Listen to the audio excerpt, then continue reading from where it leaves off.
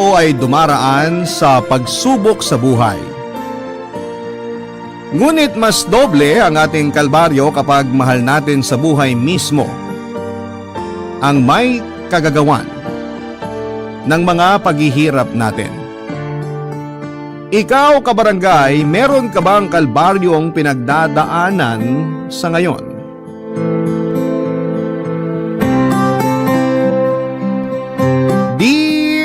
Papa Dudut. Good day po sa inyo at sa number 1 radio station na lagi kong pinakikinggan, ang Barangay LS, at sa programa ninyong number 1 ng Barangay Love Stories. Marami po kasi akong natututunan sa mga kabarangay natin na nagsishare ng mga storya nila at sila po ang inspirasyon ko. Kaya naisip kong magpadala din po ng sulat sa inyong istasyon.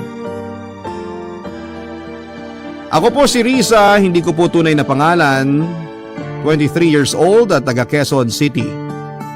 Nagtatrabaho po ako sa isang fast food chain bilang service crew.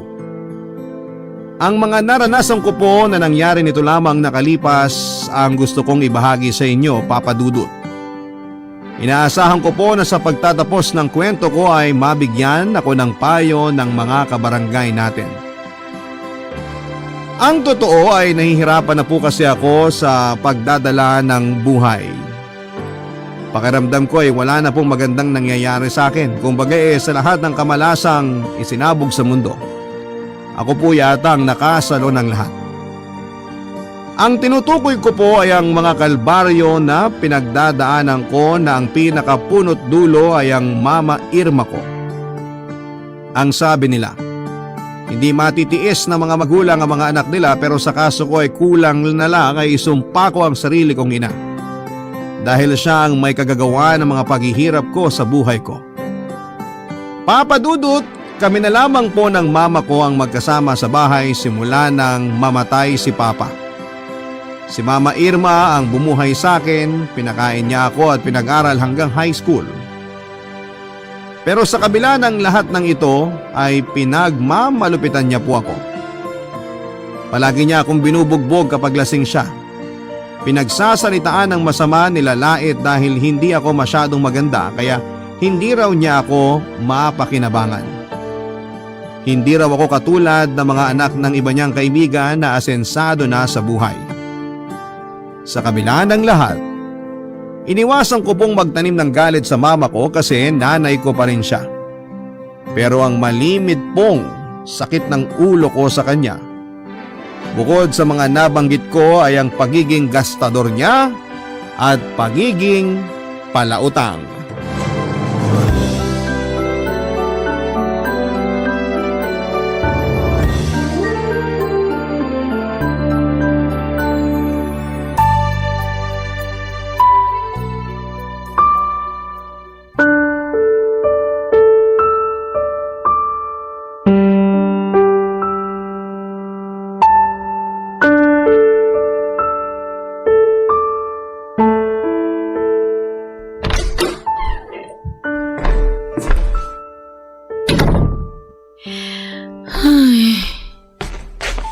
Oh, Nak!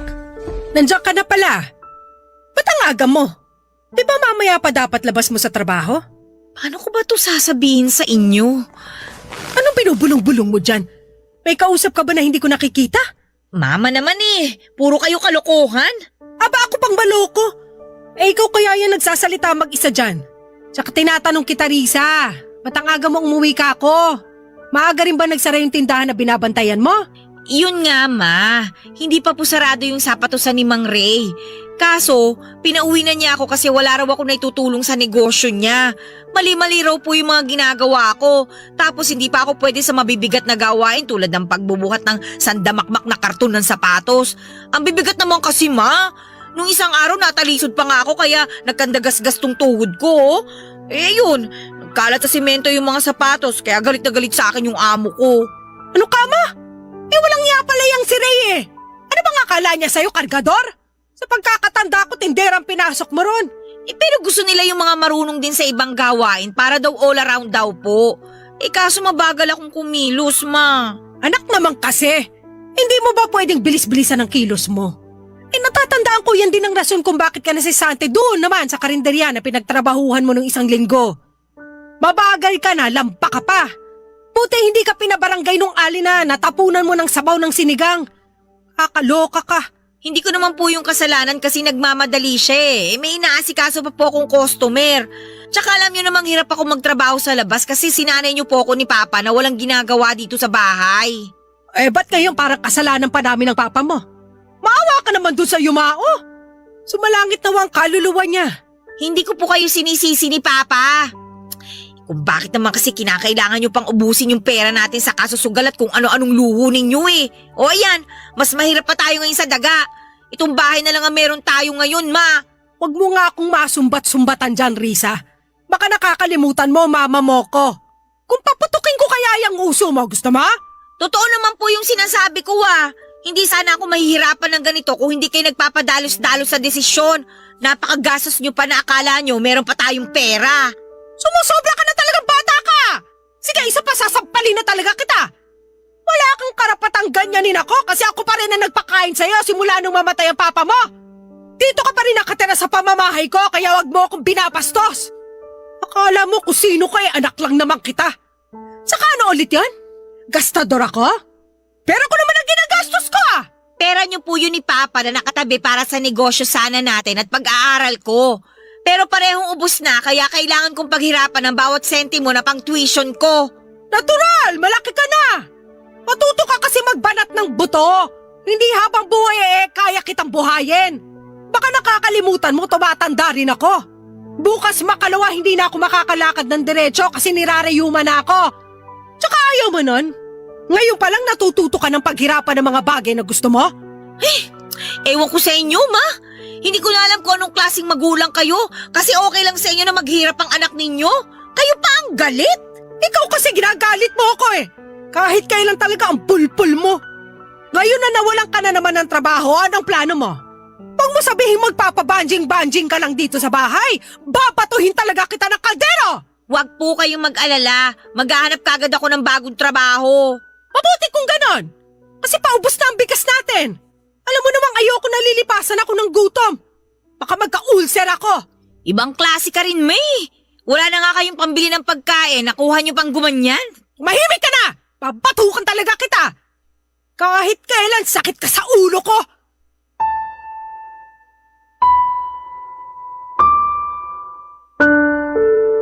Papa Dudut, may kaya naman po ang pamilya namin lalo na noong nabubuhay pa si Papa. Pero matapos niyang mamatay dahil sa heart attack noong nasa high school ako ay doon na po nagsimula ang paghihirap namin. Hindi po kasi naging masinop sa pera si Mama. Yung puhunan sa negosyong kantin na magkasama nilang pinatakbo ni Papa noon ay nilustay lamang niya sa iba't ibang uri ng sugal, Papa Dudut. Huli na po nang mapansin ko yon kasi busy ako sa pag-aaral noon. Sinabi na lang sa akin ni Mama ang katotohanan noong wala na siyang maibigay na pera noong magka-college na ako. Simula noon ay humanap na po ako ng trabaho para masustentuhan ang pag-aaral ko.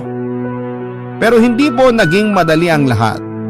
Kumbaga wala akong masyadong alam na gawin ng panahon na yon kasi inispoil ako ng mga magulang ko dati. Para po akong bata na nag-aaral pa lamang kung paano lumakad kaya nahirapan po ako ng husto, Papa Dudut. Kaya ang resulta ay hindi na po ako nakatungtong pa sa kolehiyo. Pagkatapos ay dumagdag pa ang sandamakmak na utang ni Mama na noong ko lang din nalaman. So matotal ay umabot na po ng ₱250,000 ang pagkakautang ni Mama sa mga kaibigan niya. Nang tanungin ko po si Mama kung saan niya ginamit ang mga perang hiniram niya sa kaibigan niyang si Esther ay nakilala lang niya sa kasino umano. Sinabi lang sa akin ni Mama na pinantaya niya ito sa sugal pero natalo. Hanggang sa nalubog na po siya sa utang at naniningil na ang kaibigan niya. Dahil wala pong maibayad si Mama, ako po ang naisip niyang pagtrabahuhin bilang kasambahay sa bahay ng pinagkakautangan niya, Papa Dudut. Wala na po akong nagawa matapos akong iyakan at pakiusapan ng mama ko. Bukod doon ay sinabi niya sa akin na pag-aaralin ako ng kaibigan niya kapag nagustuhan nito ang pagtatrabaho ko sa kanya. Bagay na sinunggabang ko na kaagad dahil sayang ang opportunity, Papa Dudut.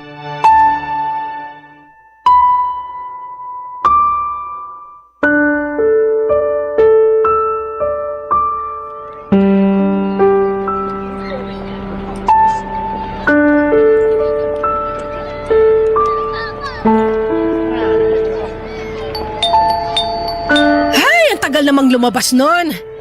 Esther! Ang init kaya rito! Ulas na to makeup ko, ha? Kumakalat na pati eyeliner ko! Ma, umayos nga kayo. Maayos ako, no? Ikaw nga dyan kanina pa sa lubong ang kilay mo. Ayusin mo nga yung itsura mo, Risa. Ngumiti ka. Parang pinagsakluban ng langit at lupa yung mukha mo eh. Ano na lang ang iisipin ng kaibigan ko pag nakita ka nun? Mukhang wala naman po dyan yung kaibigan nyo eh. Mabuti pa, sumilong muna tayo dun sa may lilim bago pa tayo ma-heat stroke. Mabuti pa nga.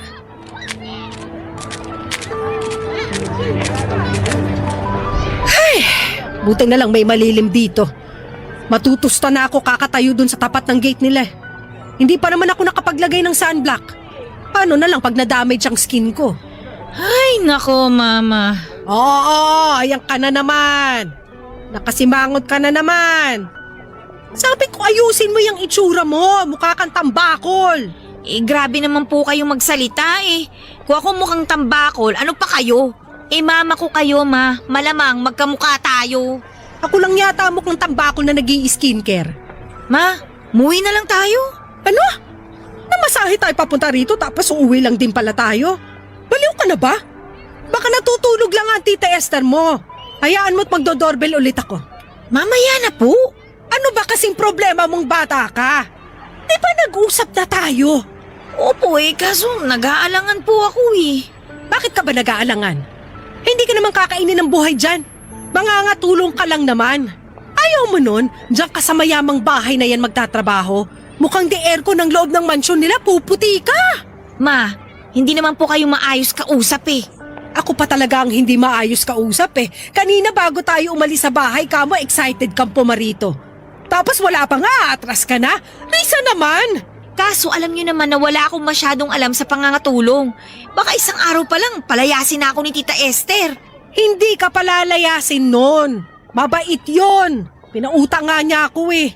Tapos, pinatalo niyo lang sa kasino kaya nalubog kayo. Mama naman eh. Minamalas lang ako nun. Ilang beses ko bang dapat sabihin sa inyo na tigilan nyo na yung pagsusugal? Kasi wala namang mabuting na idudulot yan sa atin. Tingnan nyo, walang-wala na tayo. Kasi lahat ng pera natin, pati yung puhunan ninyo sa negosyo ni Papa, naubos na. Kinakailangan nyo pang magbenta ng mga gamit natin para may pambayad kayo sa mga pinagkakautangan ninyo. Tapos ngayon, gusto nyo akong magtrabaho sa bahay na yan para mabawasan yung utang nyo sa may-ari? Nasaan ang hustisya, Ma? Mabagal ang hustisya rito sa Pilipinas kaya wag mo nang hanapin. Tsaka puro ka reklamo. Anak lang kita, mama mo ko. Ako pa rin na nagdala sa'yo ng 9 na buwan sa tiyan ko. Kung alam ko lang nasasagutin mo ako at susuwayan, di sana binigti na lang kita sa pusod mo noon. Manaman eh. Basta. Tigilan mo na ang pag-iinakti mo kasi ako pa rin ang masusunod. Ayaw mo nun? Natutulungan mo ang mama mo na makabayad sa mga utang niya. Tsaka nangako sa akin ng tita Esther mo na tatratuhin ka niya ng maayos kaya huwag ka mag-alala. Matyaga yun. Tsaka nak, alam mo ba na kapag natuwa sa'yo yun, makapag-araling ka pa? Diba? Pangarap mo magkolehiyo? Ano nga yung kursong gusto mo? Basta mahal yun kaya hindi natin afford. Ayusin mo lang pagtatrabaho mo makakalibre ka sa pag-aaral mo. Oh, ano? Ayos ba? Ay. Magtiwala ka lang sa mama mo. Huwag ka nang sumimangot dyan, pumapangit ka eh. Teka, magdo-doorbell lang ulit ako.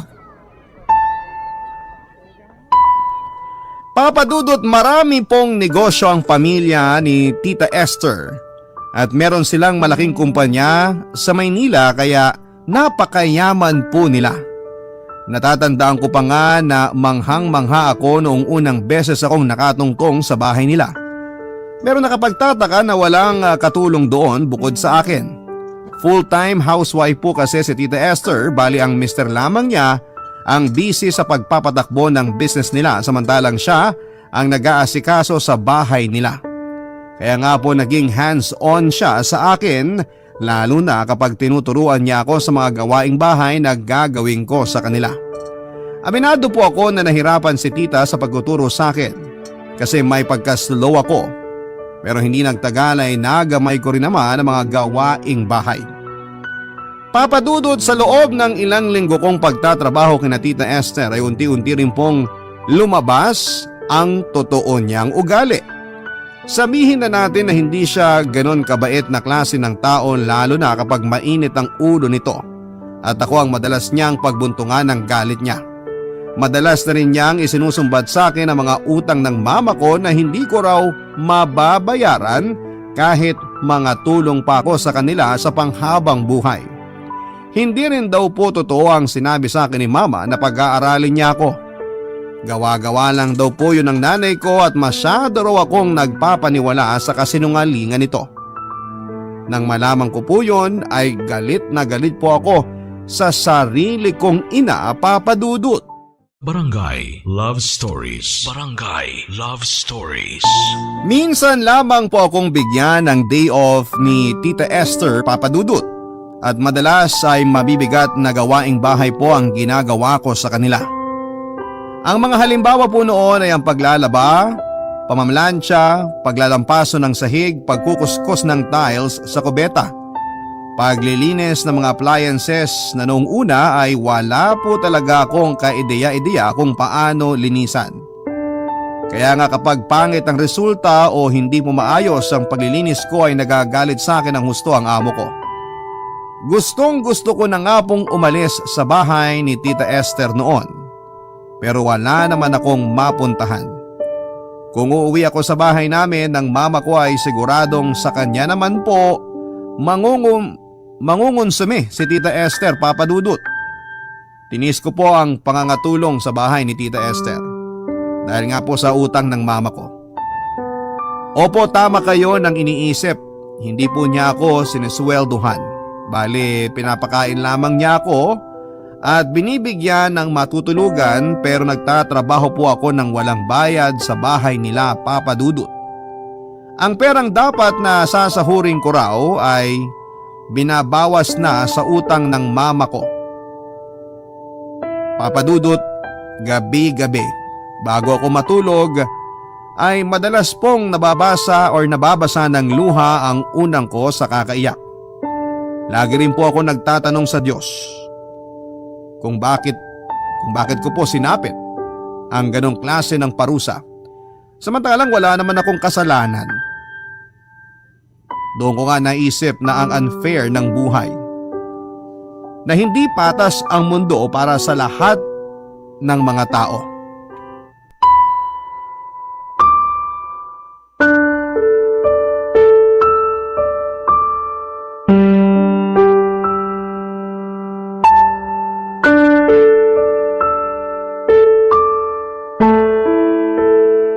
Risa! Risa, nasa ka bang babae ka? Galing po ako sa banyo, tita. Bakit po? Banyo ka dyan! Parang kanina ka pa nandun. Ano bang ginagawa mo sa banyo? Siguro nagtatago ka kasi ayaw mong mautusan, no? Aminin mo na! Hindi po. Medyo masama po kasi ang tiyan ko, kaya... Masama ang tiyan pinagsasasabi mo? Nagpapalusot ka lang eh! Hindi po ako nagpapalusot. Masakit po talaga ang tiyan ko. Aray ko, sakit ang tiyan ko. Naku! Ang arte-arte mo talaga! Nagkukunwari ka lang eh para makatakas sa mga gawain mo ngayong araw. Alam mo ba na kanina pa makalat dun sa kusina? Hindi mo ba inuhugasan yung mga pinaglutuan kanina? Balak mo bang pabutin pa ng Pasko yung mga yon? Hindi naman po sa ganun. Naku Risa! Kung alam ko lang na nakakakonsumi ka, sana hindi na lang ako pumayag sa hiling ng mama mo na kunin kitang katulong dito sa bahay ko. Kasi dagdag ka lang sa sakit ng ulo ko. Daig mo ba ang prinsesa na may mga alila? Ni hindi ka naturuan ng mga basic na gawaing bahay? Hey! Hindi na ako magtataka kung bakit lagi ka sinisisante sa trabaho mo dati. Pasensya na po kayo. Pinagbubuti ko naman po yung pagtatrabaho ko eh. Pinagbubuti raw? Ay, sayusin mo kasi ang ginagawa mo para hindi kita nasisita. At tigil-tigilan mo yung pag-iinarte mo kasi nakaka-imbierna ka na. Hala, ano bang hinihintay mo dyan? Maghugas ka na ng pinggan doon! Ay! Naku! Sorry po! Anong ginawa mo? Alam mo bang mamahalin niya face na yan? Regalo pa sa akin niya ng asawa ko tapos binasag mo lang! Hindi ko po sinasadya. Sorry po. Hindi sinasadya? Eh kung hindi ko rin kaya sadyay, nasa bunutan ka! Aray ko! Tama na po! Aray ko! Aray ko! Nasasaktan po Binasag ako! mo mamahaling base ko? Kala mo palalampasin ko lang yon? Aray ko! Napaka-disgrasyada mong babae ka! Sorry po! Hindi ka marunong Hindi ko po talaga mag-ingat! sinasadya. Kulang pa sa Pasensya iyong na po pananabunot kayo. kasi nakakairita ka! Ano pa nga bang magagawa ko? Idadagdag ko na lang yan sa utang ng mama mo! Please po, wag po. Magagalit po sa akin si Mama pag nalaman niya ang nangyari. Wala akong pakialam! Kung ayaw mo idagdag ko to sa utang ng mama mo, o edi sa'yo na lang! Naku, Risa! Siguradong hinding-hindi na kayo makakaahong mag-ina! Lahat na yata ng kamalasan sa buhay, sinalo nyo nung nagsabog ang langit! Huwag mo akong dramahan dyan, ha? Mabuti mong gawin, kumuha ka ng walis at dustpan, tapos linisin mo tong nabasag mo, baka may masugatan pa dito! Heh! Kabwisit! Kala mo makukuha mo ako sa pag-iyak-iyak mo? Mukha kang tanga!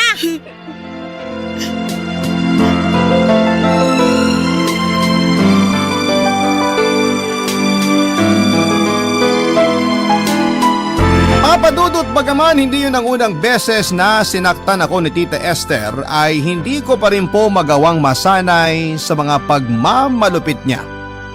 Hindi ko naman po siya kayang labanan kasi wala akong lakas ng loob.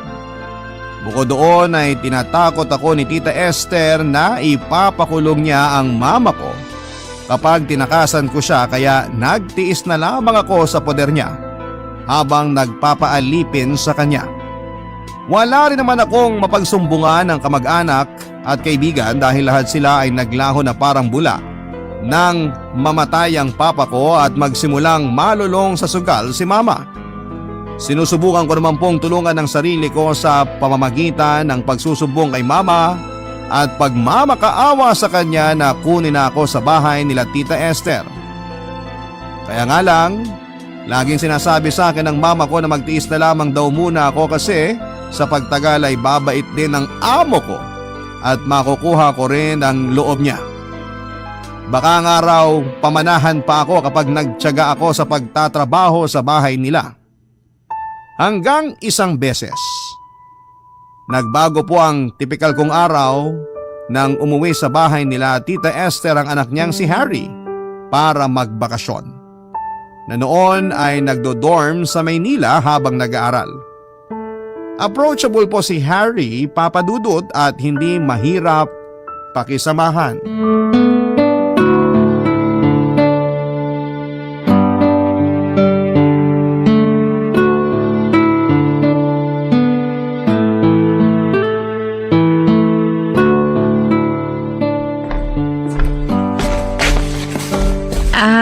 Sir? Eto na po yung juice ninyo. Lapag ko na po dito sa lamesa ha. Thanks, Risa. Tama. Risa ang pangalan mo, di ba? Opo, Risa nga po. I'm Harry. Nice to meet you. Kilala ko po kayo, sir. At nice to meet you rin po. Gusto ko lang mapakilala sa'yo ng formal. Okay lang naman yun, di ba? Opo, okay na okay po. Wala na po ba kayong iuutos? Wala na. Thanks. Sige po, balik na po ako sa kusina. Wait. May ipapagawa pala ako sa'yo. Ano po yun? Samahan mo ako rito. Ho? Narinig mo ako, Risa. Sabi ko, samahan mo ako. Upo ka dyan sa bakanting upuan tapos kwentuhan tayo. Wait. Gusto mo na maiinom? Kuha kita. Naku sir. Huwag na po. Ayos lang po ako. Sige, ikaw bahala. Pero sige na. Kahit sandali lang kwentuhan muna tayo. I'm sure natapos mo naman yung chores mo, di ba? Opo. Malinis na po yung kusina pati po yung sala. Nakapagsampay na rin po ako ng mga nilabhan kong kobre kama. Yun naman pala eh. Sige na, upo ka na. Samahan mo lang ako kahit saglit kasi nabobore na ako rito. Wala akong makakwentuhan kasi madalas namang busy parents ko. Mabuti na nga lang nandito ka. Ano naman po ang pag-uusapan natin? Wala po akong masyadong maisip na pwede nating pagkwentuhan eh. Ako naman marunong makisabay sa lahat ng pwedeng pag-usapan. Pero okay lang ba kung tatanungin ko kung ba't ka nagtatrabaho rito sa bahay namin? Hindi ka ba nag-aaral? Hindi na po kasi wala naman po akong pang-college. Kaya pinasok na lang po ako ng mama ko rito sa inyo. Ganun ba? Ang hirap naman ng sitwasyon mo. Feeling ko kasi gusto mo mag-aral kung may chance ka lang. Gustong gusto ko po talaga. Pwede mo naman sigurong ipunin yung sweldo mo rito para pang tuition mo, di ba? Ganun kasi ginagawa ng iba kong kabarkada. Working students sila. Ay, kung pwede nga lang bakit hindi ko gagawin, di ba? Anong ibig mong sabihin? Wala po. Sabi ko po, depende kasi kailangan na mama ko yung pera na sinusweldo ko dito. Kung magtatabi ako, baka matagalan ako makaipon ng pang-tuition. Kaya kahit gustuhin ko mag-aral, ibang bagay naman ang priority ko. Pero ayos na naman po yun kasi malay nyo, dumating din tayo sa point na yun balang araw. Sa bagay, alam mo, pinahanga mo ko sa dedication mo. Sana matupad mo mga pangarap mo sa buhay kasi nakikita kong lumalaban ka. Thank you po, Sir Harry. Sana nga po magkatotoo yung mga sinabi ninyo. Oo naman, magkakatotoo yun. Tsaka wag mo na akong tawaging sir. Hari na lang. Lalo na kapag tayo-tayo lang naman dito sa bahay. Wag mo na rin akong ipo. Parang di naman nalalayo yung mga edad natin eh. Sige, Harry. Yan. Di mas maganda sa pandinig. Gwapo, matipuno ang pangangatawan at artistahin. Ganyan ko po i-describe si Harry Papadudut. Maayos din po siya kausap at hindi siya naiilang sa akin. Sa katunayan, siya po ang madalas kong kakwentuhan sa bahay nila sa loob ng ilang araw na pananatili niya doon. Ibang-iba po ang ugali niya sa mama niya kaya aaminin kong natutuwa po ako sa kanya. Sa katunayan, siya po ang naging safe place ko. Dahil nasasabi ko sa kanya ang greatest dreams ko, pati na rin ang ilan sa mga sikreto ko sa buhay. Hindi rin naman at nagtatanggol sa akin. Nang bumalik po si Harry sa dorm niya ay nalungkot ako ng sobra, Papadudut. Pakiramdam ko ay napalapit na ako sa kanya ng husto. Kahit sa maikling panahon na magkasama kami kaya malaking dagok ang paghihiwalay namin. Alam kong iisipin ng mga kabarangay natin na marupok ako pero aaminin ko na rin po sa inyo na nahulog na ako kay Harry dahil sa kabaitang ipinakita niya sa akin. Kaya naman nang umuwi ulit si Harry sa kanila noong birthday ng papa niya, ay inamin ko na po sa kanya ang totoong feelings ko. Na in love po ko sa kanya, Papadudut, at hindi ko na kayang pigilan ang nararamdaman ko. Barangay Love Stories. Barangay Love Stories. Alam ko po na suntok sa buwan na magustuhan din ako pabalik ni Harry dahil isa lamang naman akong hamak na katulong. Yung magkaiba ang estado namin sa buhay. Kumbaga langit siya at lupa ako. Prinsipe siya, palaka naman ako. Ganon na ganon po ang sitwasyon namin para sa kanya. Pero nagkamali po ako, Papadudut, hindi po ako nireject ni Harry at sa katunayan, sinabi niyang gusto na rin niya ako. Ibang-iba raw po kasi ako sa mga babae na na-date niya. Kaya nang tanungin niya ako kung pwedeng maging kami ay pumayag na kaagad ako. Pero sekreto lang po muna namin ang pagiging magkarelasyon namin dahil sigurado akong kukontra ang mama niya kapag nalaman niya ang katotohanan. Nangako po si Harry na ipagtatapat niya ang totoo sa parents niya sa oras na makagraduate siya sa kurso niyang engineering. Kaya naman nagtiwala po ko sa pangako niya, Papadudut. Alam ko po na masyadong mabilis na naging kami pero ano pong magagawa namin kung tinamaan kami sa isa't isa. Sa katunayan ay pumayag na rin po ako na may mangyari sa aming dalawa. Dahil ang sabi niya ay pananagutan niya ako. Para sa akin ay ligtas po ako kapag kasama ko si Harry. Kaya hindi niyo ako masisisi kung pinagkatiwala ko sa kanya ang pagkababae ko. Kaso sa kabila ng pag-iingat namin na huwag malaman ng mga magulang niya ang relasyon naming dalawa, ay wala pa rin pong lihim na hindi nabubunyag. Nalaman po ni Tita Esther ang relasyon namin ni Harry matapos niya akong paaminin. Natunugan daw kasi niya na meron kaming sekretong ugnayan ng kanyang anak.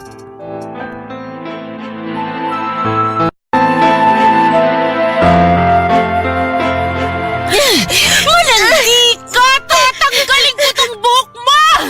Bitiwan niyo po ako, tita! Please! Nasasaktan po ako! Masasaktan ka talaga kasi haliparot ka! Mantakin mo ba naman? Nakuha mo pa talagang akitin ang anak ko? Paano ka nabuntis ka ni Harry, ha? Ayoko magkaroon ng apo sa katulad mo! Ma! Ma, bitawan niyo po si Risa! Harry! Tulungan mo ako! Anong tulungan?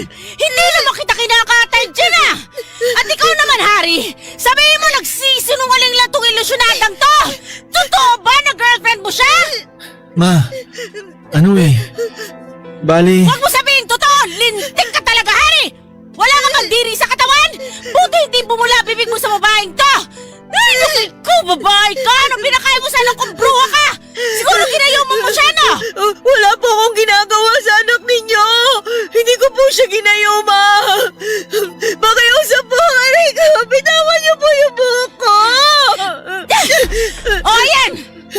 Hoy, pakawalang babae! Hindi ako naniniwala na hindi mo ginayuma tong anak ko! Pero siya nagagusto sa'yo, isa ka lang namang hamak na muchacha! Ma, please! Huwag niyo na pong saktan si Risa! Wala naman siya ginagawa sa inyo Anong wala? Napakalaki ng kasalanan ng nanay ng babaeng to sa akin! Tapos dagdag mo na rin tong malanding to! Alam mo bang ang laki-laki ng utang nilang mag-ina sa akin? Baka nga pati buhay nila kulang na kulang pa para pambayad! Ganito bang klase na babae ang gusto mong makatuluyan? Mag-isip-isip ka nga, Harry! Naturoy nga ka nag-aaral pero hindi mo ginagamit ang ulo mo! Ma! Ikaw, Risa, hindi ko akalain na makati ka rin pala. Hula akong iniisip mo. Kapag nakuha mo ang anak ko, matatakasan mo ng pagbabayad sa utang yun ng nanay mo, no? Tama ako, di ba? Sumagot ka! Sagot! Hindi po, Risa. Mahal daw! Lokohin mo lelang mo! Harry, sabihin mo sa mama mo yung totoo. Sabihin mong hindi ako nagsisinungaling na mahal mo ako. Risa, sorry, pero... Harry naman! Nangako ka sa akin, di ba? Nangako ka na pangangatawanan mo ako. Oo, pero akala ko kaya ko. I'm sorry, Risa. Nagbago ng isip ko. Hindi kita kayang panindigan. Kaya mabuti pa maghiwalay na lang tayo. Harry! Anong iniiyak-iyak mo dyan? Manahimik ka nga! Kita mo na? Hindi ka talaga mahal ng anak ko! Masyado ka lang ilusyonada! Akala mo naman mabibilog mo ang mga ulo naming mag-ina pero diyan ka nagkamali! Pinatuloy na nga kita sa pamamahay ko, pinakain, pinagbigyan ng hiling ng nanay mo para lang makabayad siya ng utang sa akin, tapos ganyan lang ay gaganti mo? Bakit kasi imbis na paglilinis ng kubeta ang dapat ay nasikaso mo, yang kakatihan mo ang inuna mo ahas na tutuklaw sa akin pagdating ng araw? Lumayas ka! Kapal ng mukha mo! Umuwi ka na dun sa nanay mong walang kwenta! Layas! Balande!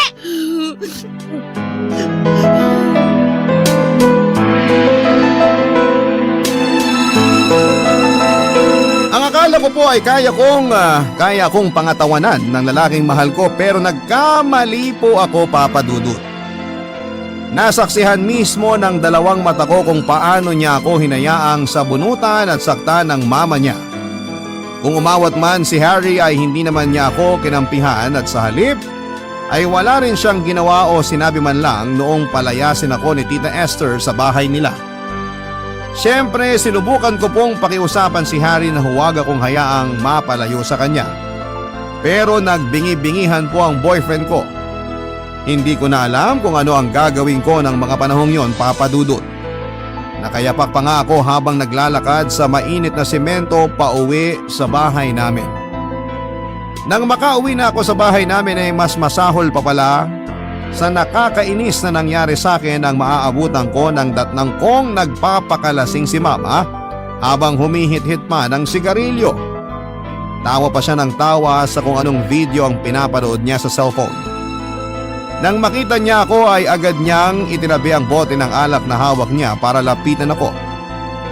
Umasa po ako, Papa Dudut, na kalinga ng isang ina ang maaabutan ko sa pamamahay namin, kaso ay muli na naman akong nabigo ng mga oras na yon, Papa Dudut.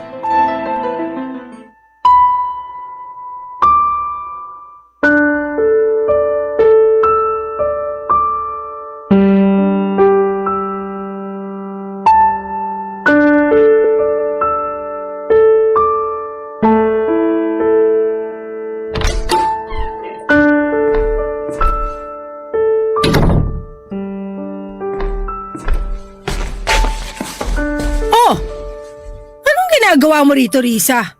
Binigyan ka ba ng day off ng amo mo? Ma, lasing na naman po ba kayo? Oo, hindi. Teka, tanong ko ang sagutin mo. Wala na po ba akong karapatang umuwi sa bahay natin? Dito rin naman po ako nakatira, di ba? Oo nga, pero ang aking lang kung alam ng Tita Esther mo na umuwi ka rito sa atin. Baka mamaya hanapin ka nun. Alam po niya na umuwi ako. Siya nga po nagpauwi sa akin dito matapos niya akong palayasin sa bahay nila. Ano ka mo? Pinalayas ka? Bakit? Kasi nalaman po ni Tita Esther na may relasyon kami ng anak niyang si Harry. Nagalit po siya, Ma. Sinabunutan niya ako tsaka ininsulto. Sinabihan niya akong malandi, haliparot at kung ano-ano pang masasakit na salita. Kung hindi ka ba naman kasi talaga malandi? Anong naisip mo't hinarot mong anak niya? Risa naman! Pangangatulong ang pinunta mo raw, hindi pag-aasawa! Ma, ba't naman pati kayo sinusumbatan ako ng ganyan? Nanay ko po ba talaga kayo? Oo nga, pero parang gusto na kitang itakwel bilang anak ko kasi hindi ka nag-iisip ng matino. Mahal po namin ni Harry ang isa't isa. Kung mahal ka nga ng Harry na yon, bakit iiyak-iyak ka ngayon? Bakit pumayag siyang palayasin ka ng mama niya? Isa lang ang ibig sabihin nun, hindi ka niya ipinaglaban. Tama ako, no? Kita mo na? Hindi mo kasi ginagamit yung utak mo, Risa. Yung mga ganyang binata, hindi yan marunong magseryoso. Papangakuhan ka na ibibigay ang buong mundo pero duwag naman pagdating sa dulo. Malamang natakot yan sa responsibilidad sa'yo kaya biglang kabig. Biglang hindi ka na mahal. Ang hirap sa'yo, masyado kang uto-uto! Huwag niyo naman po sanang sabihin yan, Ma. Parang hindi niyo po ako anak, ha? Diba? Dapat kinakampihan niyo ako. Bakit parang kasalanan ko pa na nagmahal ako? Yun nga! Anak kita! Pero tama ka! Kasalanan mo naman kung bakit ka nasasaktan. O tapos pinalayas ka pa sa bahay nilang magdanay. Ibig sabihin, wala ka ng trabaho. Paano na lang yung usapan namin ng Tita Esther mo? Paano na mababawasan yung utang ko? Puisit namang buhay to. Hindi niya ata ako makakaahon sa problema, dinagdagan mo pa! Bakit po kaya hindi na lang kayo mga tulong sa kanila? Total kayo naman po tong may utang, di ba? Bakit ako yung kailangan magsakripisyo sa problemang ginawa ninyo? Anong sinabi mo? Kung meron mang dapat isihin dito, kayo yun! Ang bastos mo! Anak lang kita! Ako pa rin ang nanay mo! Wala kang karapatang bastusin ako kung ayaw mong dagdagan ko yung sampal ko! Totoo naman po yung sinabi ko, ha! Napaka-unfair ninyo, Ma! Napaka-unfair ninyo!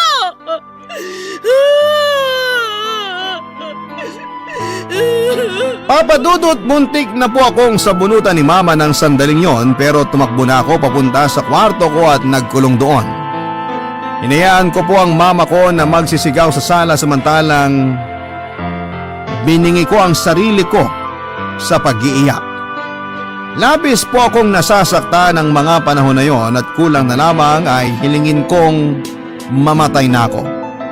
Hindi po kasi patas ang mundo sa akin. Bakit ako ang kailangan na maghirap at magsakripisyo sa kasalanan at problemang ginawa ng mama ko? Dahil ba anak lamang niya ako?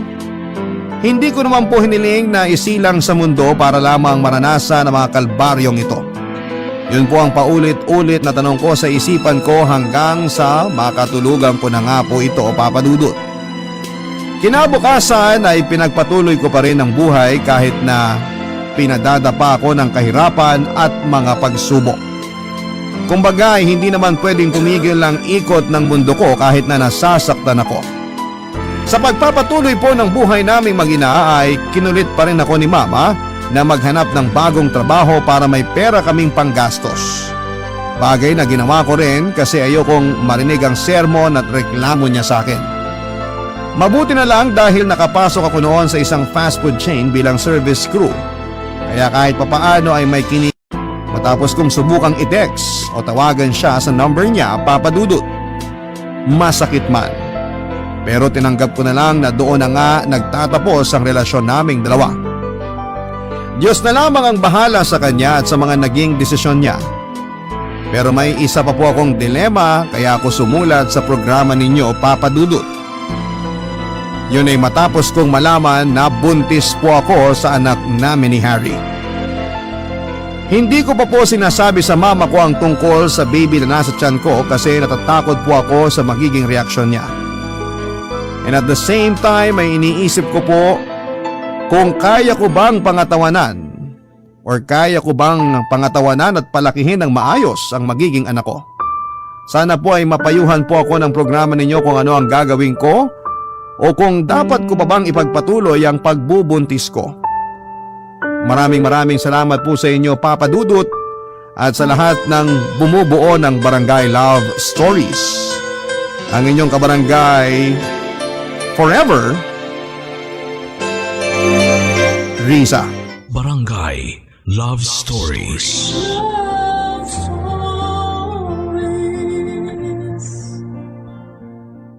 Barangay LS 97.1. 97.1.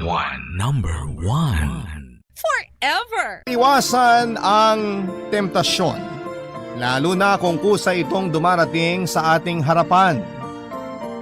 Ganon pa man, nasa kamay pa rin natin ang desisyon kung ito ba'y ating susunggaban o tatalikuran. Ikaw kapuso, nasubukan mo na bang magpadala sa mapang-angkin na temptasyon?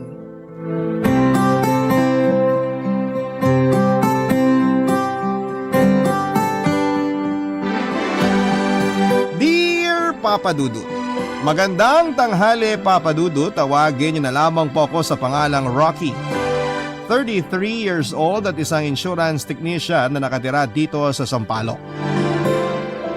Isa po akong asawa at ama pero dahil sa isang pagkakamali ay muntik na pong maalis sa akin ang mga tungkulin kong ito. Bago ko po simulan ang kwento ko ay ipapakilala ko muna ang pamilya ko. 7 years na po kaming kasal ng asawa kong si Elena na nakilala ko sa burol ng kanyang namayapang lolo. Kaibigan ko kasi ang kapatid ni Elena, Papa Dudut. At nung dumalaw ko sa kanila para magbigay ng respeto sa namatay nilang kamag-anak ay doon ko na nga po unang nakita at nakilala ang magiging future wife ko. Nagsimula po kami bilang magkaibigan dahil tropa ko ang kuya niya ay may rason ako para dumalaw-dalaw noon sa bahay nila. Hanggang sa naglakas loob akong ligawan si Elena. 3 years kaming nag-date at noong mabuntis ko siya ay hindi ko naman po siya tinakasan. Sa halip ay agad po kaming nagpakasal na dalawa. Ngayon ay may dalawa na kaming anak, Papa Dudut. 2 lalaki, 7 years old ang panganay at 5 years old naman ang pangalawa. Nurse po si Elena. Tuwing nasa trabaho kaming dalawa ay ang lola ng mga bata ang nagbabantay sa kanila. Hindi po kami mayaman pero meron naman po kaming sapat na income na mag-asawa para magkaroon ng komportableng buhay. Masaya po ang pamilya namin dahil nabibiyayaan kami ng mabait at masipag na ilaw ng tahanan. Kaya nga po kontento na ako sa kung ano man ang meron ako sa ngayon. Meron akong 2 anak na nagbibigay inspirasyon sa akin at asawang katuwang ko sa aking pagtanda.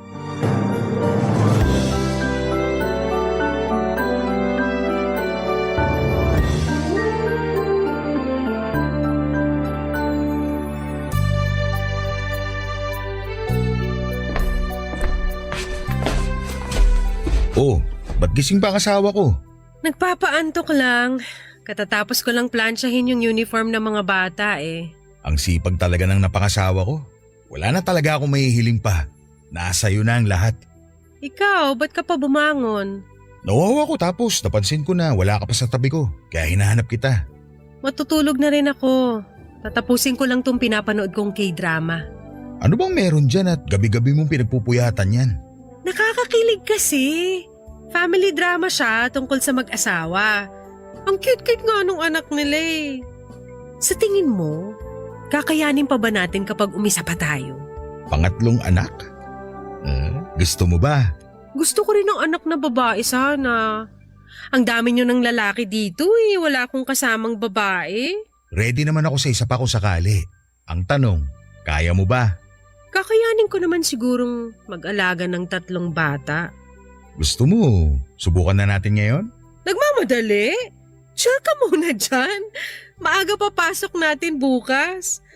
Ay, speaking of pasok, sa ospital pala kahapon, alam mo bang may nag-iskandalo dun? Talaga? Ano nangyari? Yung kasamahan ko kasing nurse, plano na pala niya makipaghiwalay sa asawa niya. Eh biglang bumisita yung asawa sa ospital para humingi ng sorry. Ito namang kasama ko, napuno na lang din siguro nung makita niyang pagmumukha ng asawa niya, kaya ayun, nagwala sa harap ng mga pasyente. Ano ba kasing ginawa ng asawa niya? Ano pa nga ba, di ng babae. Mga lalaki talaga, hindi na nakontento sa asawa nila. Sinabi mo pa. Kaya ikaw ha, ayus-ayusin mo mga desisyon mo sa buhay. Kapag ikaw niloko mo ko, hindi ako mag-iiskandalo. Buburahin agad kita sa buhay ko. Hindi ko magagawa yun. Alam mo naman kung gaano ko kaloyal sa'yo eh. Dapat lang. Pero grabe ka naman sa buburahin. Burado agad. Hindi ba pwedeng bigyan ng second chance? Anong second chance? Bakit may bala ka bang lokohin ako? Siyempre wala. Hindi ko magagawa yun sa'yo. Naisip ko lang yung mag-asawa na nakwento mo. Ayaw na ba talaga ng babae? Ayaw niya nang bigyan ng second chance yung asawa niya? Tama lang yung ginawa ng kasama ko. Hindi na dapat binibigyan ng second chance sa mga cheater. Kasi kapag ginawa mo yun, para mo na rin tinanggap yung ginawa niya. Eh, kahit mag-ayos na lang sila para sa mga anak nila. Yan! Ganyan kayo! Ginawa niyo pang pananggayo mga bata, eh di sana! Naisip niyo yan bago kayo gumawa ng kasalanan! Tsaka niyo na lang kasi naaalala na may anak pala kayo pagkatapos niyong makaraos! Oh, bakit galit na galit? Uy, hindi ako yun ng babae. Eh kasi naman, ang kakapal talaga ng mukha ng mga cheater. Yung iba nga nagagawa pa nilang ipasa sa asawa nila yung sisi. Minsan, kaya nagiging abusado ang mga cheater na yan dahil sa mga chance na ibinibigay ng mga taong marurupok eh. Kapag gumawa ng kasalanan ng isang tao, by choice yun. So dapat ibigay sa kanila yung deserve nilang punishment. Kaya para sa akin, hindi talaga uubra ang second chance. Ginusto mo yan? So kailangang harapin mo ngayon ang consequences. Oh, tama na yan. High blood ka masyado eh. Mas lalong hindi ka makakatulog niyan. Nakakagigil kasi. Oo na. Tara na, matulog na lang tayo. Mauna ka na, tatapusin ko lang to. 10 minutes na lang. Okay, sige. Antayin kita sa kama para sabay na tayo matulog. Papadudod sa isang insurance company po ako nagtatrabaho. Ilang taon na rin po ako sa kumpanyang ito at maganda ang mga benepisyong natatanggap ko sa kanila kaya nagtagal ako sa kanila. Marami na akong katrabaho at naging kaibigan na nakilala pero karamihan sa kanila ay lagi akong iniiwanan para maghanap ng mas magandang opportunity. Sa trabahong ito ko na po nakilala ang bagong empleyado na si Christine. Tahimik lamang si Christine sa unang linggo niya sa opisina. Pero pagtagal na mga buwan matapos siyang makapag-adjust sa bago niyang workplace ay biglang lumabas ang totoo nitong personality. Kalog siya, papadudot, maingay, sobrang ingay at palakaibigan siyang tao at karaniwan siya ang bumubuhay sa dating boring naming opisina. Kung sa classroom ay may tinatawag na class clown, sa amin ay merong office clown at si Christine po yun. Paminsan-minsan Ang ginagamit nitong paraan para magpatawa ay ang makipag-flirt sa mga office mate niyang lalaki at hindi ako nakaligtas doon, Papa Dudut. Kahit alam niyang pamilyadong tao na ako ay sige lamang siya sa pakikipagharutan sa akin dahil para sa kanya, joke lang ang lahat at bawal itong seryosohin. Nung una ay sinasabayan ko pa ang mga biro ni Christine sa akin dahil buong akala ko na katuwaan lamang ang lahat. Pero kalaunan ay napapansin ko na medyo nagiging totoo na ang mga banat ni Christine. Napatunayan ko ito nang minsang hinintay niya na makapag-out ako sa trabaho.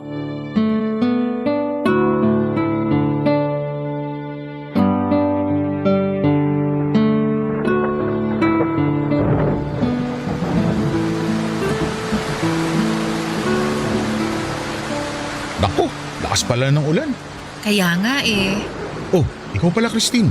Akala ko kanina ka pa umuwi. Wala yung sundo ko eh. Nasa ibang planeta ata. So, hindi ka susunduin ng asawa mo ngayon? May out of town work asawa ko kaya wala akong sundo today. Bad trip nga eh. Kung kailan wala akong sundo saka naman umulan. Ang ganda ng panahon kaninang umaga eh. May bagyo ba? Di ko lang sure. Paano ka uuwi niyan? Commute? Di ako marunong mag-commute eh. Hatid sundo na kasi ako simula nung nag-aaral pa lang ako. Kaya wala akong alam kung anong dapat mga sakyan ko. Magbuka na lang ng sasakyan. Wala akong app na ganun eh. Sabi ko nga, hatid sundo ako. O sige, ako na lang magbubuk para sa'yo. Actually, hinintay talaga kita para sana magpahatid ako sa'yo. Ha? Sa akin? May kotse ka diba? Meron pero saan ka ba nakatira? Sa Batasan Hills. Sige na, paggabi na oh. Kakayanin ba ng konsensya mo na umuwi ako na mag-isa? Baka mapano ko. Bahala ka. Hinihintay na kasi ako ng asawa ko eh. Sabihin mo na lang na may hinatid kang katrabaho mo kaya late ka umuwi. Huwag kang mag-alala. Magpipitch in na lang ako sa panggas. Hindi naman problema yung gas. Pero sige na nga. Yay! Thank you, Rocky. Nakakatakot kasi mag-commute. Alam mo na, daming mga mapagsamantala dyan. At least kapag ikaw naghatid sa akin, mapapanatag ako na safe ako. Ngayon lang to ah. Bukas magpasundukan na lang sa kapatid mo o sa tatay mo. Okay, no problem. Tsaka, wag mo na lang babanggitin sa mga kasama natin na hinatid kita. Ay, bakit? Baka ma-issue, ganun? Alam mo naman sa office, marami nagmemeryenda ng chismis. Baka kung ano pa isipin nila, makarating pa sa misis ko. Selosa ba asawa mo? Hindi naman. Malaking tiwala nun sa akin kaya hindi siya selosa. Ganon din naman ako sa kanya. O, ganun naman pala eh. Eh di wala na tayong problema. Pero mas maganda na yung umiiwas tayo sa mga chismis. Okay po, sir. Noted. Klaro ha? Oo nga. Kung makapag ano naman to, kala mo may ginagawa tayong masama, eh ihahatid mo lang naman ako. Unless, gusto mong gumawa tayo ng masama. Anong pinagsasabi mo dyan? Ikaw Christine ha? Joke lang! Ito naman, masyado kang seryoso sa buhay. Antayin mo na lang ako rito. Kukunin ko lang yung kotse. O eto, gamitin mo tong payong ko. Mahirap na baka magkasakit ka pa. Mamimiss kita kapag umabsent ka sa office. Joke lang ulit! Ito naman, hindi na mabiro. Dito ka lang. Opo, sir.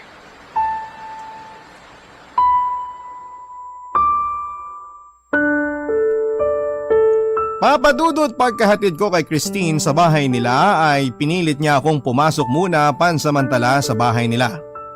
Sobrang lakas na kasi ng ulan noon na halos mag-zero visibility na kaya nahirapan po akong mag-drive. Pumayag po ko sa anyaya niya at may kalakihan ng bahay nila Christine, Papadudot. Malaki raw kasi ang sinasahod ng asawa niya kaya afford nila ang ganong klase ng tirahan. Nang mga oras na yon ay nasa nanay naman niya ang mga anak nila kaya walang katao-tao sa bahay. Habang nagpapatila ng ulan ay ipinag-bake ako ni Christine ng oatmeal cookies na matagal na niyang ipinagyayabang sa office. Kape habang nagkwekwentuhan sa sarili naming buhay. Doon ko nalaman, Papadudot, na matagal na palang hindi maganda ang relasyon nila Christine at ng asawa niyang si Joseph. Nagsasama na lamang daw sila para sa mga anak nila at alam ni Christine na may ibang babae ang asawa niya. Tuwing nagpapaalam ito na mag-out of town siya para sa trabaho ay alam niyang hindi trabaho yon. kundi binibisita lamang niya ang babae niya. Tumagal din ng ilang oras ang kwentuhan naming dalawa, Papa Dudut, hanggang sa medyo nag-init ang paligid. Nagsimula kasing maging touchy si Christine sa akin habang nakasuot ng maikling shorts at sleeveless na pangitaas. Papa Dudut, ng gabing yun ay isang kasalanan po ang nagawa ko sa asawa ko. Nagpatalo po ako sa temptasyon at pumatol ako sa isang babaeng may asawa na. Isang kasalanan ang nagawa ko, Papa Dudut. Barangay Love Stories. Barangay Love Stories. Sobrang guilt ang naramdaman ko, Papa Dudut, nang ma-realize ko kung ano ang ginawa ko. Nagtaksil ako sa asawa ko at isang malaking kasalanan po yun. Pagka-uwi ko noon sa bahay ay hindi ako makatingin sa mata ng asawa ko dahil sa hiya, Papa Dudut. Nagawa kong pagtaksilan ng isang babaeng walang ibang ginawa kundi ang mahalin lamang ako at alagaan ang pamilya namin. Kinabukasan ay agad kong kinausap si Christine at sinabing kalimutan na ang nangyari. Natakot kasi ako na baka malaman ni Elena ang mga nagawa namin. Pero tinawanan lamang ako ni Christine, Papa Dudut, at hindi raw big deal para sa kanyang mga nangyari. Para sa kanya ay laro lamang yon. Nagtikiman lang daw kami at pinangako niyang hindi na mauulit yon. Sa katunayan ay parang wala lang sa kanyang mga nangyari. Balik ulit siya sa dati niyang gawi na nakikipagharutan sa mga lalaki sa office. Dahil sa mga nangyari, iniwasan ko na po si Christine, Papa Dudut, at kung maaari ayaw ko siyang lumalapit sa akin. Hindi na ako sumasabay sa mga biro niya. Gusto kong iparamdam sa kanya na pinagsisisihan ko ang mga nangyari. Nangako naman sa akin si Christine na tikom ang bibig niya sa mga nangyari. Hindi raw siya kiss and tell na tao at nakahinga ako doon, Papa Dudut. Ayoko rin naman pong husgahan ang buong pagkatao ni Christine dahil lamang sa mga nangyari. Hindi ko alam kung ano ang pinagdadaanan niya dahil alam kong lahat ng tao ay may kanya-kanyang problema sa buhay. Ang problemang yon ay nalaman ko noong may mapansin ako kay Christine isang beses, Papa Dudut.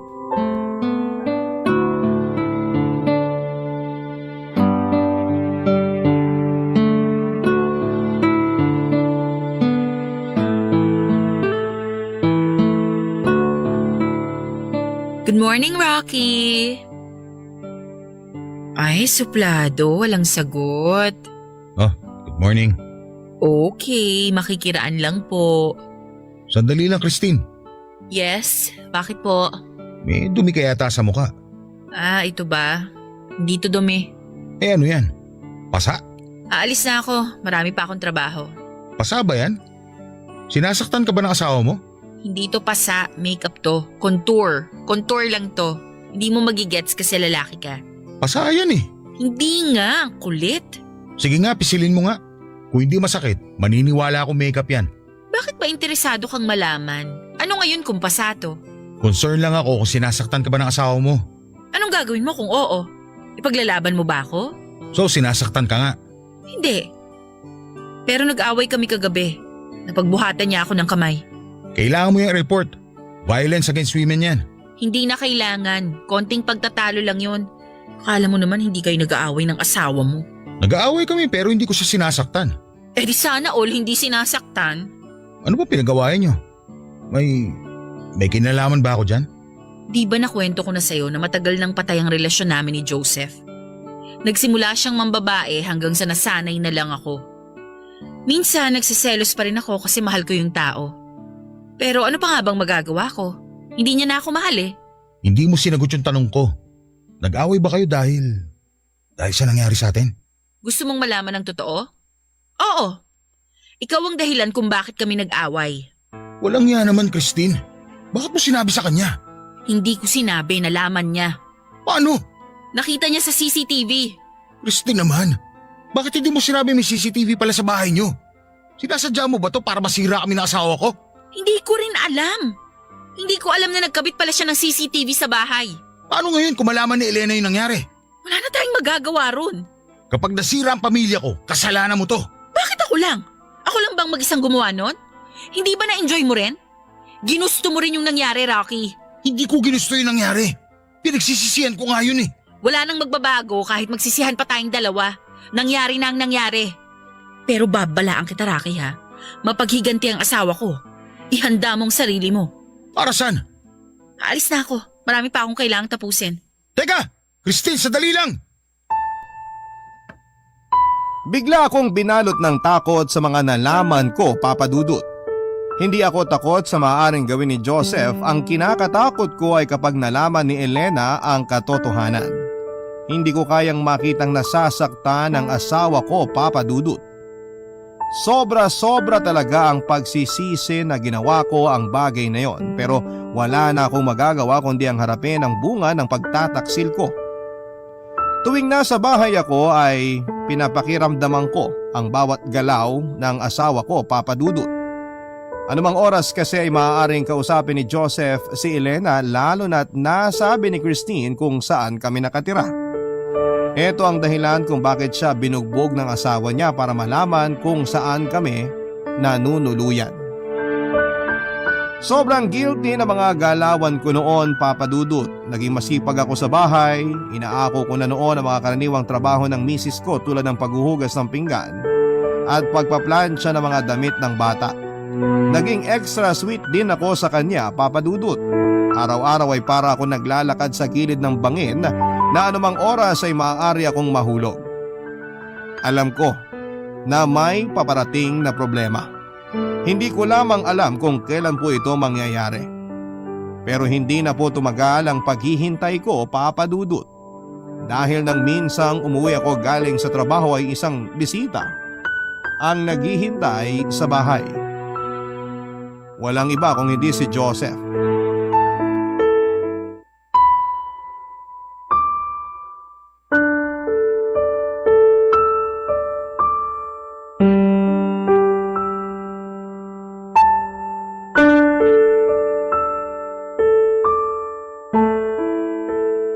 Pauwi na siguro yun.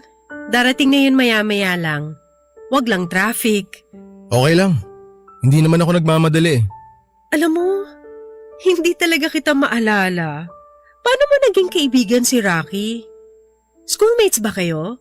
Kasi kilala ko yung mga kaibigan niya eh. Nakilala ko siya dahil sa asawa ko. Magkatrabaho sila. Ganun ba? May kaibigan pala yun sa office nila. Palagi kasi niya nakukwento sa akin na hindi siya masyadong close sa mga office mates niya eh. Huwag ka masyado nagpapaniwala sa asawa mo. May kaklose yun sa office nila. Super close. Kung alam mo lang. Talaga ba? Alam ba niya na darating ka ngayon? Hindi eh. Gusto ko siyang sorpresahin. Di bale, tinext ko na siya na may nag-aantay sa kanyang kaibigan. Hindi ko sinabi na ikaw. Hintayin ko na lang siya. Sigurado magugulat yon kapag nakita niya ako. O siya, diyan ka lang. Ipagtitimpla lang kita ng maiinom. Kahit wag na. Oh, speaking of the devil, nandyan na pala siya. Mahal, nandito na ako. Sino yung sinasabi mong bisita? Ito, si Joseph. Kanina ka pa niya hinihintay. Ikaw ba si Rocky? Ako nga. Sino ka? Akala ko ba magkaibigan kayo? Hindi ko siya kilala. Hayaan mo magpakilala ako sa'yo. Ako si Joseph. Ako yung asawa ng kinalantari mo. Kapal ng mukha mong hayop ka. Rocky! Hoy! Anong ginawa mo sa asawa ko? Hindi pa ba niya nasabi okay sa'yo ka lang? kung ano yung pinag-aagawa niya sa opisina nila? Anong ginagawa? Hindi kita maintindihan. May nangyari sa kanila ng asawa ko. Sa loob mismo ng pamamahay ko. Hindi totoo yan! Gusto mo ng prueba? Gusto mo i-post ko online yung kalaswang ginawa nyo para sumikat kayo? Ha? Sa bahay ko pa talaga nyo ginawa yung kababuyan nyo? Kung nagmotel na lang sana kayo, wala sana ako ngayon dito. Lumayas ka sa pamamahay ko! Ano sabi mo? Ang sabi ko, lumayas ka sa pamamahay ko! Hindi ako nagpapapasok ng barumbadong tao rito! Layas! Kakampihan mo tong asawa mo? Kahit alam mo pinagtataksilan ka niya? Narinig mo ba sinabi ko? Umalis ka na! Hoy, hindi pa tayo tapos ha. Di pa ako tapos sa yung walang yaka. Mahal, magpapaliwanag ako. Huwag mo akong tawaging mahal. Isang beses lang nangyari yun. Hindi na naulit. Anong gusto mo maging reaksyon ko ngayon? Ha? Gusto mo matuwa ako kasi isang beses nyo lang ginawa? Rocky! Hindi pa ba ako sapat? Kailangan mo pa bang tumikim ng iba? Mahal, hindi ko alam kung anong ginagawa ko nung panahong yun. Huwag na tayong maglokohan. Matanda ka na. Alam mo na kung anong ginagawa mo. Kahit anong sabihin mo, sinira mo na ang tiwala ko sa'yo. I'm so sorry. Nagmamakawa ako sa'yo, please, Elena. Sorry talaga. Pasalamat ka. Hindi rin kita pinalayas dito.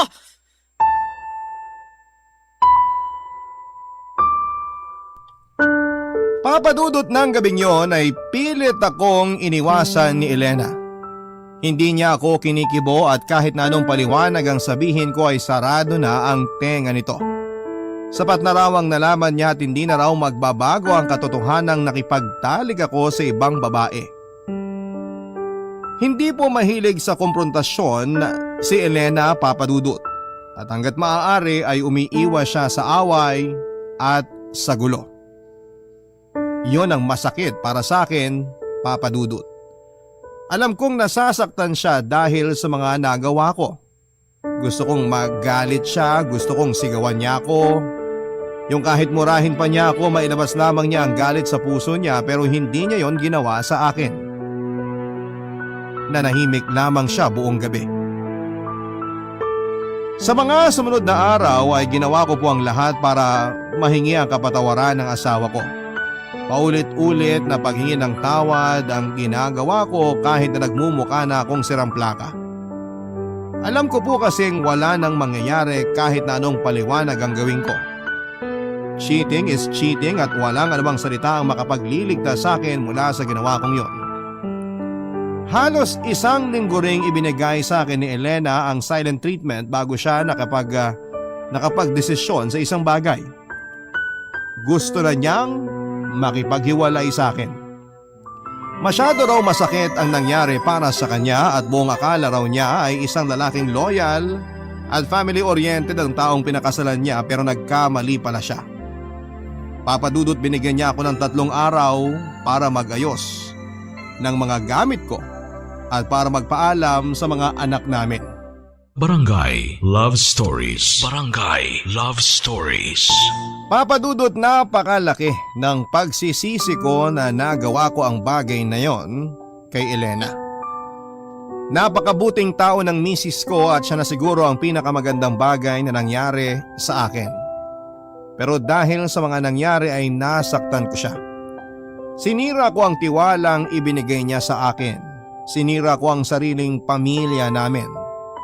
Wala na po ako nagawa pa kundi ang sundin ang kagustuhan ni Elena at yun na lamang ang tanging bagay na magagawa ko sa kanya ang bigyan siya ng panahon at oras.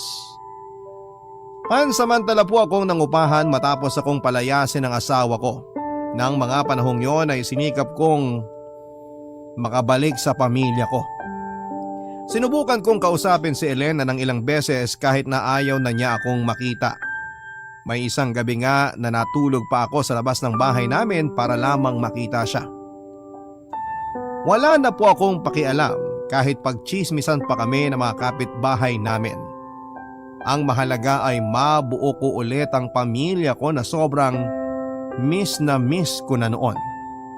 Pero nanatiling bato ang puso ni Elena, papadudot. Katulad ng sinabi niya noon ay hindi siya nagbibigay ng second chances lalo na pagdating sa cheating. Ayaw niyang suportahan ang mga lalaking piniling mag-cheat tapos ay hihingi ng second chance sa huli. Umabot ng 2 buwan na wala kaming kontak noon ni Elena at handa na akong tumigil, papadudot. Akala ko ay wala na akong pag-asa hanggang sa makausap ko ang isang taong hindi ko inaasahan na siyang magbibigay sa akin ng lakas para magpatuloy.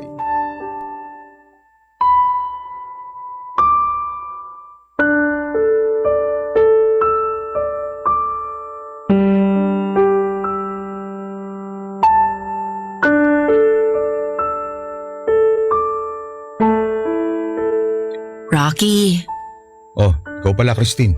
ano nang balita sa'yo? Sa inyo ng asawa mo? Bakit mo tinatanong? Concerned lang naman ako sa'yo. Ang laki na ng pinagbago mo eh. Tignan mo nga yung sarili mo, ni hindi ka na makapag-shave. Kumakain ka pa ba? Ang payat mo na oh. Ano ba pakialam mo? Kinukumusta lang naman kita. Huwag mo na subukan sumali sa away namin mag-asawa. Wala ka na dun. May pakialam ako kasi akong dahilan ng lahat. Proud ka? Proud ka na ikaw ang dahilan ng lahat? Hindi. Nahihiya ako sa'yo na nadamay kayo ng asawa mo sa problema namin ni Joseph. Kaya gusto kong bumawi. Nandito lang naman ako eh kung gusto mo nang makakausap. Hindi ko kailangan na makakausap. Kailangan kong pamilya ko na nawala dahil sa'yo. Sana hindi na lang kita hinatid. Sana hinayaan na lang kita nung araw na yon. Kung yan ang ikagagaan ng loob mo, na may tao kang sinisisi, sige, ako na lang. Sisihin mo ko, sa akin mo ibaling ang lahat. Ako na nga ako ng kasalanan nating dalawa. Magalit ka sa akin, okay lang. Pasensya ka na. Miss ko na sila eh. Miss ko na ang asawa ko. Gusto ko na ulit mayakap ang mga anak ko. Hindi ko na alam kung anong gagawin ko, Christine. Alam kong alam mo kung anong dapat mong gawin. Ipakita mo sa asawa mo na nagsisisi ka sa nangyari. Huwag kang tumigil. Kahit na sa tingin mo wala ka ng pag-asa, ituloy mo pa rin ang laban. Paano ko pa itutuloy kung tinalikuran na nila ako lahat? Tinalikuran ka kasi sinaktan mo sila. Wala tayong karapatang magreklamo kasi tayong gumawa ng kasalanan. Ngayon, ang kailangan mong gawin, patunayan mo ang pagmamahal mo sa asawa mo. Buuin mo uli yung nasirang tiwala niya sa'yo. Alam kong mahirap pero mas mahirap kung hahayaan mo na lang na mawala sa iyo ang pamilya mo. Bakit ikaw? Sumuko ka na rin naman, di ba? Alam mo may babaeng asawa mo pero hinahayaan mo lang siya. Hinahayaan mo saktan ka niya, hinahayaan mo manipulahin ka niya. Ginagamit niya ang mga anak niyo para magstay ka at okay lang yun para sa'yo. Kung magsalita ka para may ginagawa ka sa sitwasyon mo patay mali siya ka rin naman. Nakipaghiwalay na ako kay Joseph. Iniwan ko na siya. Sa ngayon, inilalaban ko na ang custody sa mga bata. By next month, makakasama ko na ang mga anak ko. Hindi ako sumuko, Rocky. Kinailangan ko lang ng panahon para tanggapin ang katotohanan na kailangan ko ng pakawalan ng taong dating minahal ko. Pero andito ako ngayon. Lumalaban pa rin. Kaya sana, ikaw rin. Naniniwala ka ba sa second chances? Ako? Oo naman. Pero ang second chance, mahirap makuha yan. Kailangan mong pagtrabahuhan. Kailangan mong patunayan sa taong hihingan mo ng second chance na deserve mo yon. Paano kung hindi naniniwala sa second chance yung taong hinihingan ko nun? Then subukan mong baguhin yung paniniwala niyang yon. Katulad ng sinabi ko, patunayan mo. Paano ko gagawin yun? Siguro ang unang gawin mo, accept the fact na nakagawa ka ng kasalanan, na nagkamali ka. Di ko alam, ikaw ang mas nakakakilala sa asawa mo, hindi ako. Kaya hindi ko rin masasagot yan. Pasensya ka na. Wala na talaga ako ibang makausap tungkol sa problema ko eh. Ako dapat ang humingi ng tawad sa'yo. Nagsimula ang lahat dahil sa problema namin ni Joseph. Nagsimula ang lahat dahil may ginawa tayong mali. Pero salamat sa advice mo. Gagawin ko talaga ang lahat para makabalik ako sa pamilya ko. Kaya mo yan, Rocky.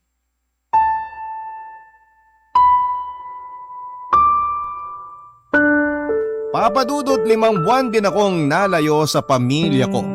Hanggang sa dumating ang araw na nag-celebrate ang bunso naming anak. Yun ang nakita kong opportunity para makalapit sa pamilya ko. Kahit na hindi ako invited ay nagpunta ako sa birthday celebration ng anak ko, Papa Dudut. Hinayaan lamang ako ni Elena nang makita niya ako sa party. Ayaw daw niyang gumawa ng eksena dahil ayaw niyang masira ang araw ng anak namin. Iba yung saya ang naramdaman ko, Papa Dudut, noong makasama kong muli ang pamilya ko. For the first time after 5 months ay muli kong nahagka ng mga anak ko. Doon na rin po ako humingi ng tawad sa kanila dahil wala ako sa tabi nila. Inirason ko na lamang na sobrang busy ako sa trabaho kaya hindi ko sila nakakasama. Pero laking gulat ko na lamang noong sabihin sa akin ng panganay ko na alam na raw nila ang dahilan kung bakit palagi akong wala. Pinalayas daw ako ng nanay nila dahil may iba akong babae. Nag-init ang dugo ko, Papa Dudut, nang marinig ko sa bibig mismo ng anak ko ang kalokohang ginawa ko. Nagalit ako kay Elena pero hindi ko kaagad siya kinumpronta. Nalungkot ako sa mga nalaman ko. Hindi naman kailangang idamay pa ang mga bata sa away namin mag-asawa pero ginawa pa rin niya yon. Hinintay kong matapos ang birthday celebration bago ko sinubukang kausapin si Elena, Papa Dudut.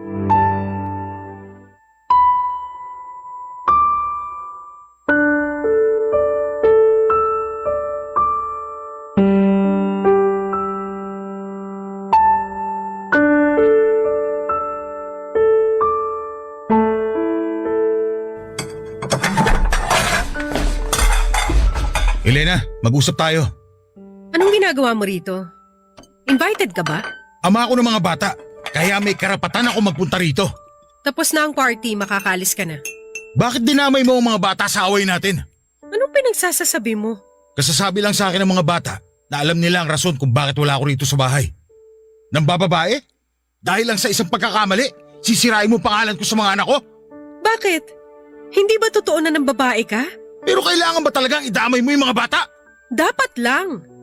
Para sa murang edad, matuto na sila kung anong tama at mali. Lalaki ang mga anak mo, Rocky. Ayokong tularan kanila. Anong gusto mong gawin ko? Magsinungaling sa kanila? Pagtakpan kita? Kampihan ko ang pagiging cheater mo?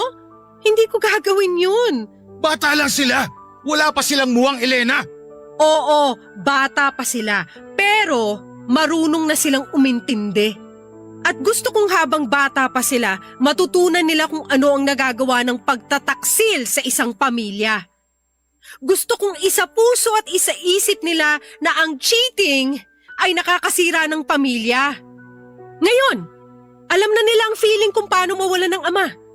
At sigurado akong hindi nila ipaparamdam yon sa magiging anak nila kapag sila na mismo ang nagkaroon ng sarili nilang pamilya. Ganun ba talaga ako kasamang ama? Yan ang konsekwensya sa ginawa mo, Rocky. Sana may natutunan ka rin. Sana next time, bago ka gumawa ng kalaswaan, maisip mo ang mga anak mo. Kahit hindi na ako, yung mga anak mo na lang. At kung paanong ayaw mong masira ang pangalan mo sa kanila. Nakausap ko ang mga bata. Humingi na ako ng tawad sa kanila. Inamin ko ang totoo at nangako ko sa kanila na hindi na ako uulit. Yun din ang gusto ko sanang gawin sa'yo, Elena. Gusto ko mag-sorry na niloko kita, na sinaktan kita. Pangako sa'yo, hindi mo na mararamdaman ulit yun. Kaya please, sana bigyan mo ulit ako ng ikalawang pagkakataon.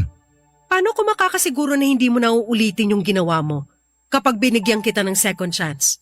Dahil ama ako at ayoko na mawalay sa mga anak ko. Kung alam mo lang kung gaano ko namimiss sa mga bata.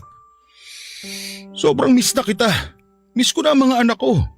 Miss ko na ang pamilya ko. Sana maniwala ka sa akin na pinagsisisihan ko na ang ginawa ko. Alam mo naman na hindi ako marunong magbigay ng second chance, di ba? Kahit ngayon lang. Hindi ko sasayangin ang pagkakataon na ibibigay mo sa akin.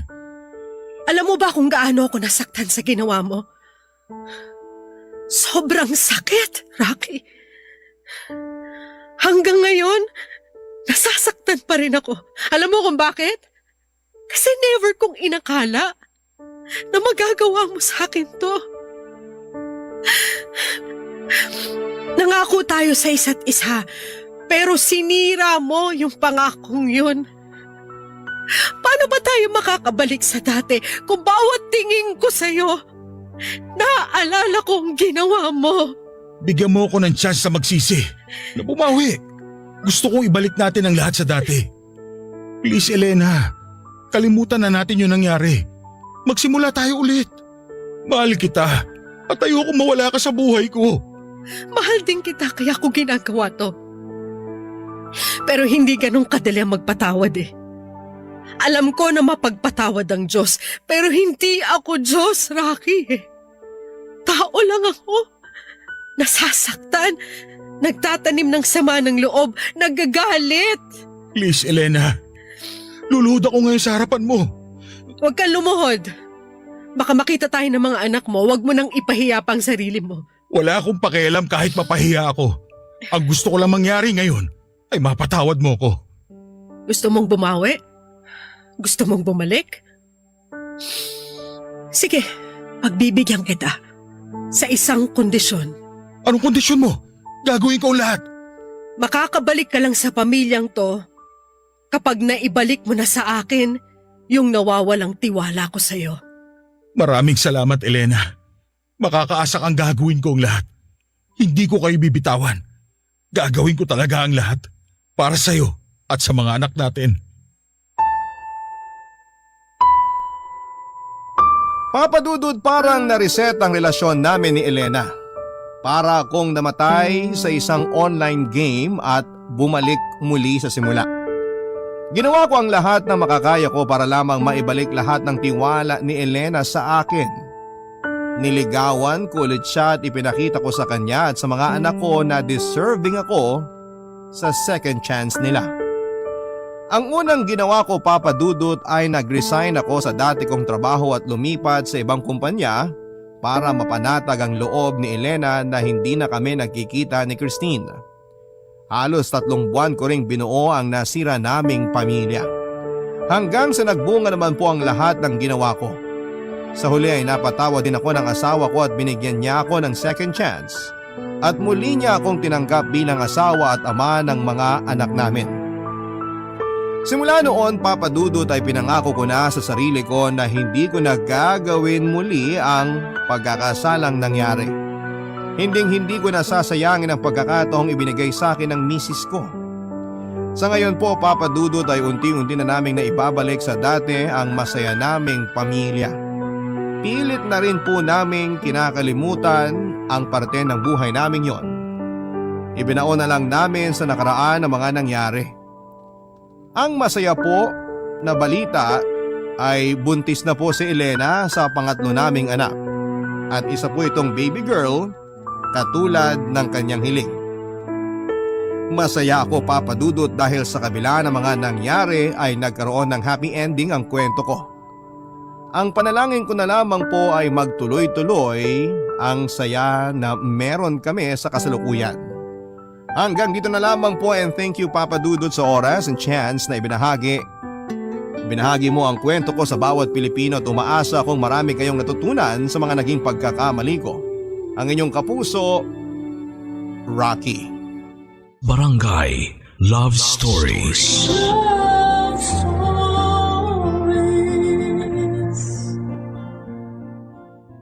Barangay LS 97.1 Number 1 Forever. Kabarangay, i-share mo ang iyong barangay love stories. Sabay-sabay nating pakinggan ang iyong kwento ng pag-ibig, buhay at pag-asa. Ipadala lang sa barangaylovestories@yahoo.com.